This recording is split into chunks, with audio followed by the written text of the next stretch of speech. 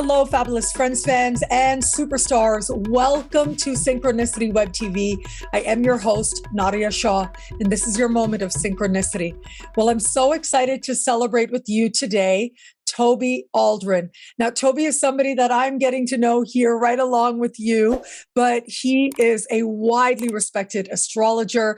He's on the faculty of the very prestigious Faculty of Astrological Studies. He's on his way to Oxford tomorrow. Like, that is something really incredible in and of itself. And he is somebody who knows his stuff, astrologically speaking, so much so that he is going to be speaking at the upcoming Canadian Astrology Conference, of which I am MC.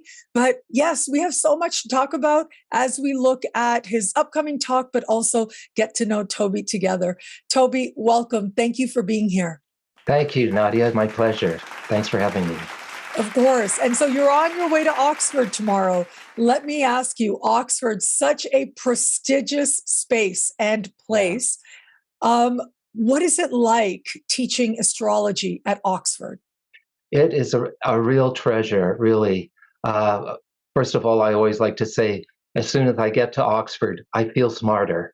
but to know the history of the place and to just feel the history that's there is just so motivating, I think.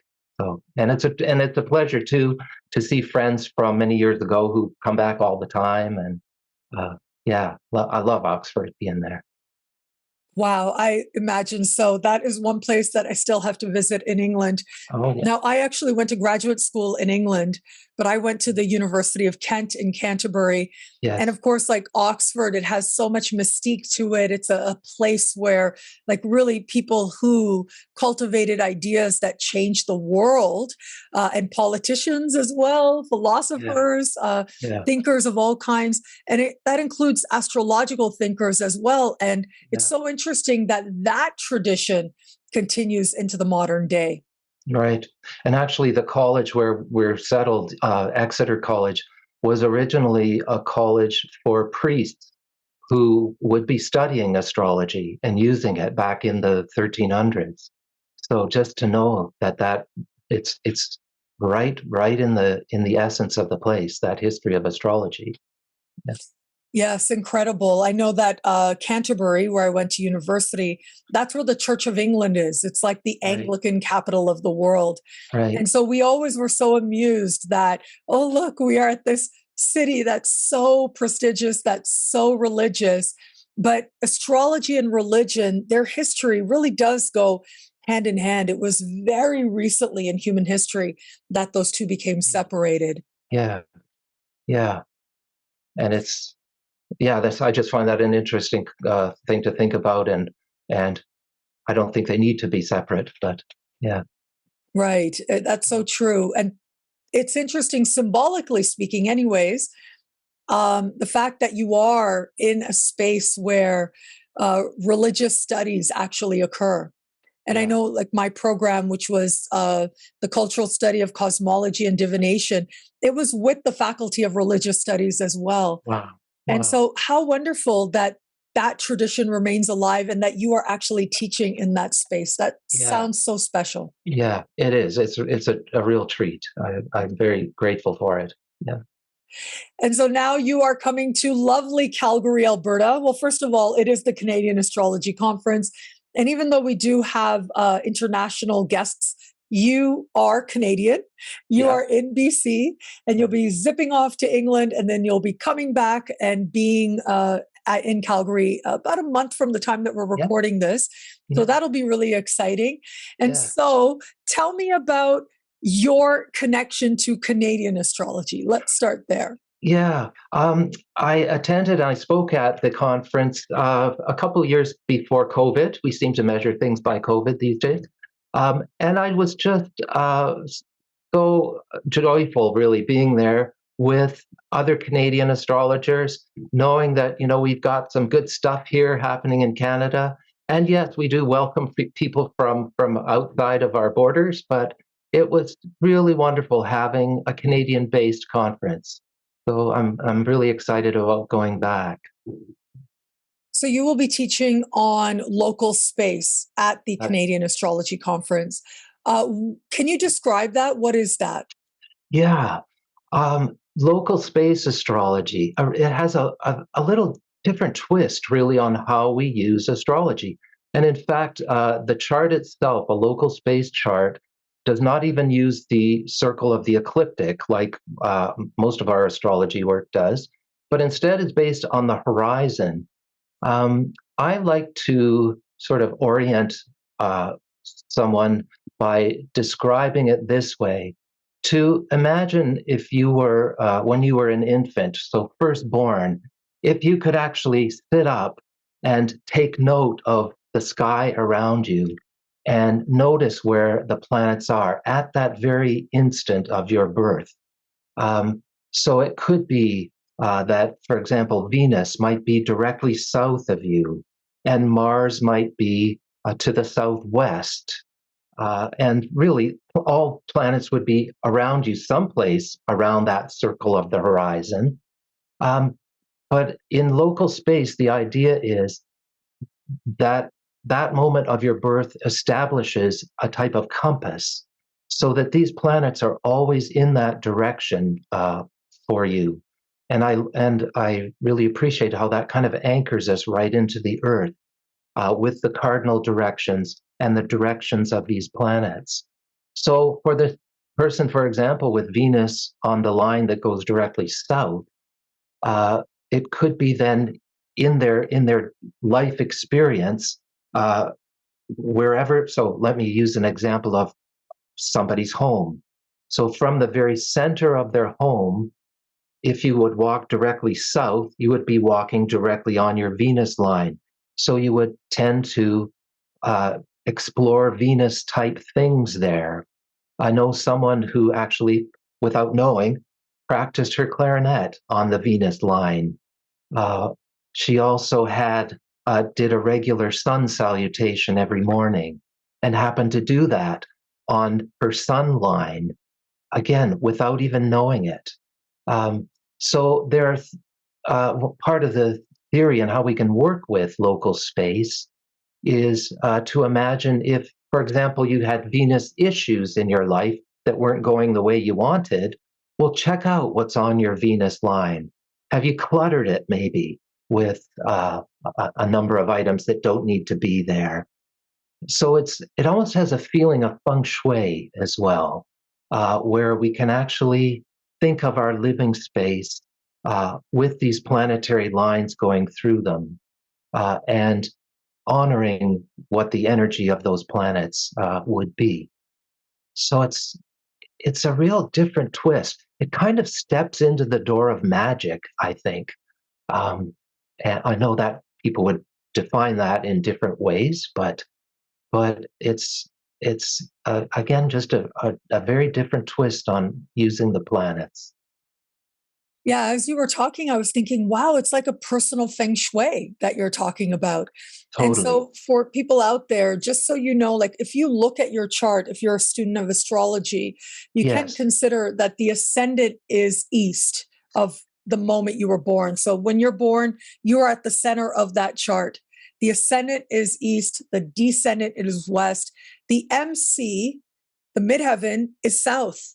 Always. Yeah. In the northern hemisphere. Yes. Yeah. Yeah. Yeah, and the IC Yes. is north. And so, isn't Yes. it interesting that you knew someone who had Venus right south, which is right at the midheaven in her chart? And so, when she practiced her clarinet, she either faced south or she was in the south part of her home. Yes. Yeah. Yeah. Yeah. Again, I'm just fascinated how this all works, and it seems to work without us knowing about it. Yeah. Yeah, isn't it incredible? And so it's so interesting to visualize that. I love how you said it's like a compass all your own. And so I'm Yes. trying to think, what do I have? Well, I do have Jupiter conjunct Chiron in my 10th house. So that Okay. means all the way my personal south is Jupiter and Chiron. And so I guess the suggestion for me would be, if I want to work towards healing and growth and expansion, I might want to do those types of activities while facing south or in the south part of my house in order to tap into that part of my chart more consciously? Is that how it would work?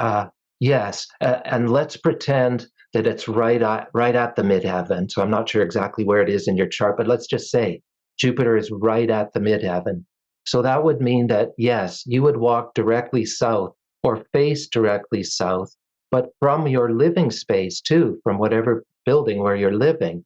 If you walk directly south, you will probably discover areas where Jupiter things happen. You know, for example, maybe that's where the library is, or maybe that's where you like to go to open yourself up to more spiritual things.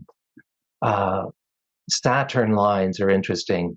Wherever they end up, often that's where people find that that's where they work. I had a Saturn line go right through the intersection of a job that I had, and it was, and then it extended out into some other communities outside of Vancouver at the time. Again, right to very close to the actual buildings I worked in. So yeah, for this Jupiter Chiron, I think it would be fascinating just to see what's directly south of you. No, it's so interesting because, of course, as you're talking, I'm making all these connections in my mind, right? That's one of the great blessings of what I get to do when I get to interview some of the most amazing astrologers in the world. I really get to learn a lot about myself and my own chart, and I end up being a better astrologer for it. And it's so interesting because I love going south. I'll tell you, I love going south. I have gone east many times. Especially England and Europe in general, because I went to university in England. Recently, I went east as well.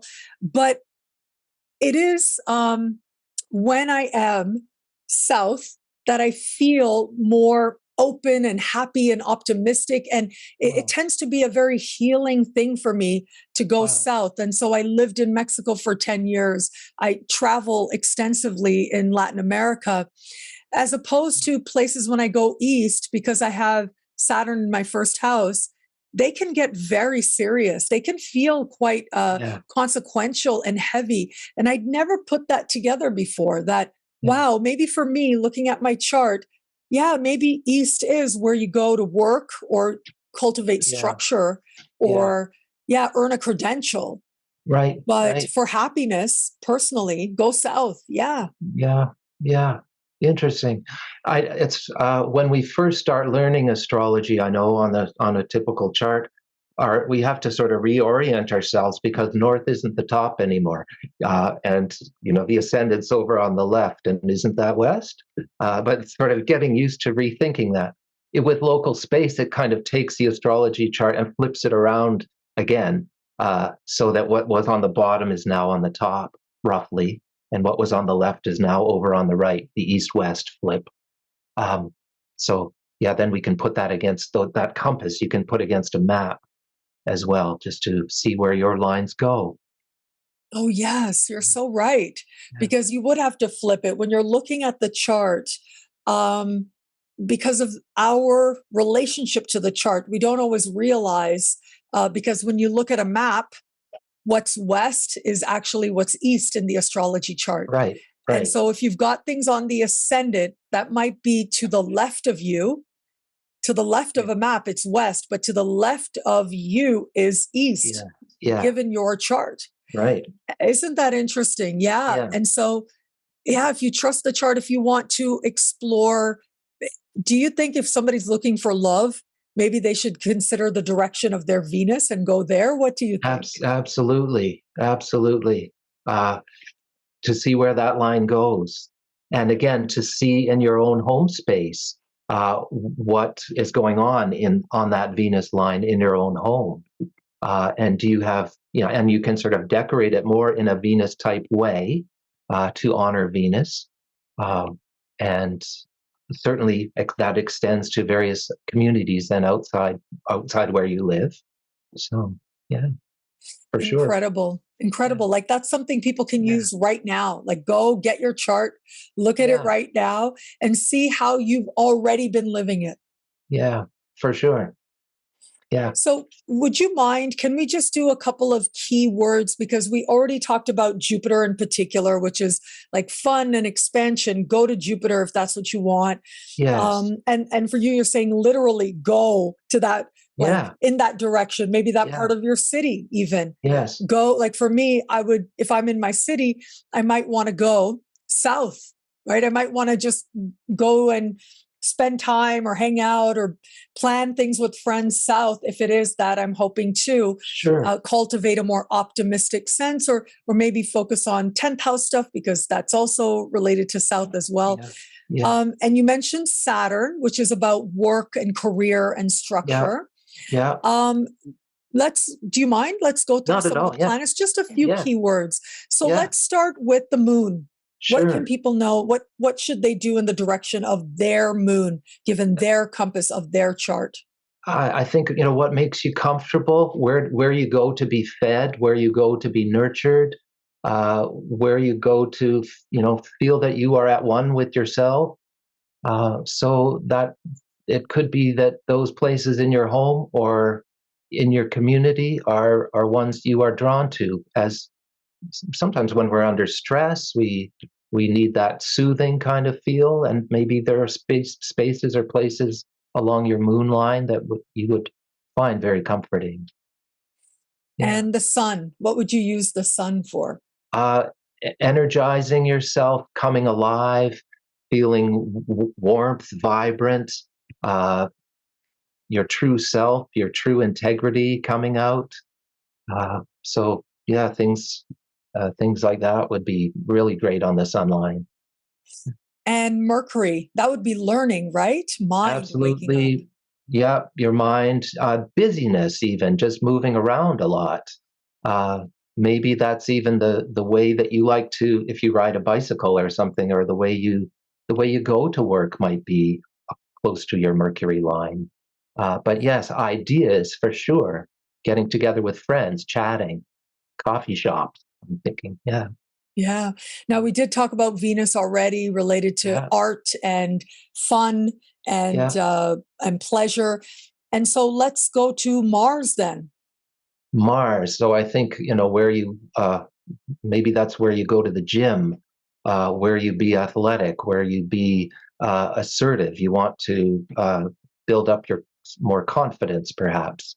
Uh, but yeah, typically I see that in people's lives where they are physically active, sports events and stuff, even as a participant or as an observer, are often on a Mars line, we find.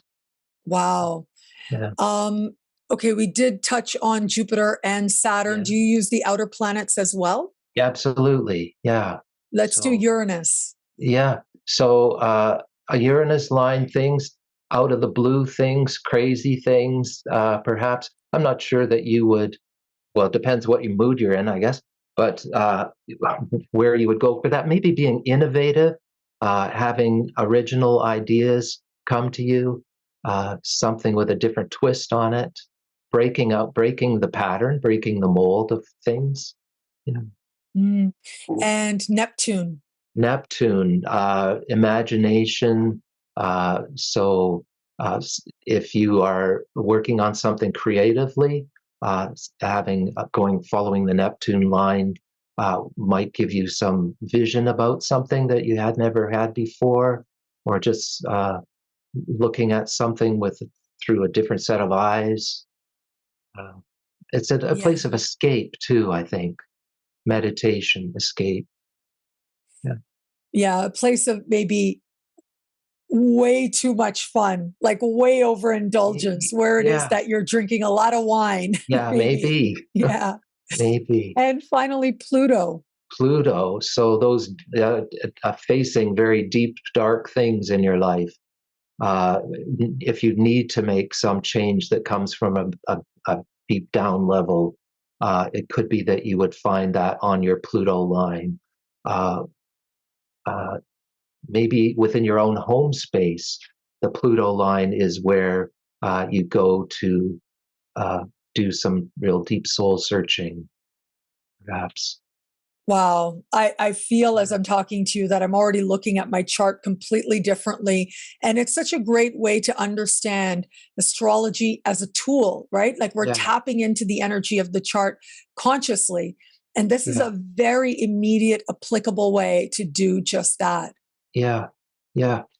And it's surprising that a number of of the most popular softwares do include the local space, but it's not something that's all that commonly used, I think.